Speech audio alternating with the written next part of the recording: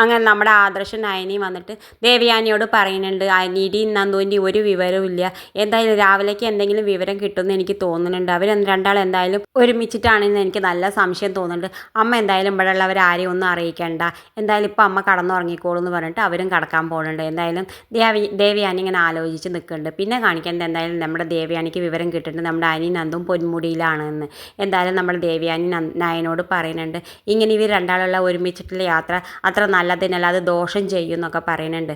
എന്തായാലും നമ്മുടെ അനിയും നന്ദു ആണെങ്കിൽ പൊന്മുടിയിൽ നല്ല ആഘോഷിക്കുകയാണ്. അവർ രണ്ടാളും സുഖമായിട്ട് അവിടെ കഴിയുന്നുണ്ട്, തണുപ്പത്തൊക്കെ വറകൊക്കെ ഇട്ടിട്ട് ചൂടാക്കിയിട്ടും അങ്ങനെ നല്ല സുഖമായിട്ട് കഴിയുന്നുണ്ട്. എന്തായാലും ആദർശ് നയനോട് പറയുന്നുണ്ട്, ഇനി എത്ര വലിയ ആൾക്കാർ കല്യാണം ആലോചിച്ച് വന്നാലും നമ്മുടെ നന്ദുവിൻ്റെ മനസ്സ് മാറുമെന്ന് എനിക്ക് തോന്നുന്നില്ല, അവളുടെ മനസ്സ് എന്തായാലും അനിയെ മാത്രമേ സ്വീകരിക്കുള്ളൂ, അതുകൊണ്ട് നമുക്കത് നടത്തി കൊടുക്കായിരിക്കും നല്ലതെന്നൊക്കെ പറയുന്നുണ്ട്. എന്തായാലും പിന്നെ കാണിക്കേണ്ടത് നമ്മുടെ നന്ദുവൊക്കെ മടങ്ങി വരുന്നുണ്ട്. നന്ദുവിനെ കാണണമെന്ന് പറഞ്ഞിട്ട് നമ്മുടെ നവീൻ വിളിച്ച് വരുത്തുന്നുണ്ട്. എന്തായാലും നന്ദു നവീനെ കാണാൻ എത്തുന്ന സമയത്ത് നവീനാണെങ്കിൽ ഒന്നും മുണ്ടാതെ പോകുന്നുണ്ട്. എന്തായാലും അവൻ്റെ മനസ്സിലാവും വിചാരിക്കുന്നുണ്ട്, എന്നെ രണ്ടാളും കൂടി ചേർന്നിട്ട് കുറേ ടെൻഷൻ അടുപ്പിച്ചില്ലേ, അതുകൊണ്ട് ഇനി നിങ്ങൾ രണ്ടാളും കുറച്ച് ടെൻഷൻ അടിക്കുമെന്ന് പറഞ്ഞിട്ട് ഒന്നും മുണ്ടാതെ പോകുന്നുണ്ട്. എന്തായാലും നന്ദു ആണെങ്കിൽ ആകെ വിഷമിച്ച് നിൽക്കുന്നുണ്ട്, എന്താ നവീനേട്ടൻ ഒന്നും മുണ്ടാതെ പോകണമെന്ന്. ഇത് കാണിച്ചുകൊണ്ടാണ് ഇന്നത്തെ പ്രൊമോ അവസാനിക്കുന്നത്. ഇതുപോലെ പ്രൊമോ വിശേഷങ്ങൾ നിങ്ങളുടെ മുന്നിൽ എളുപ്പത്തിലെത്താൻ ഈ ചാനൽ ഒന്ന് സബ്സ്ക്രൈബ് ചെയ്യാൻ മറക്കരുത്.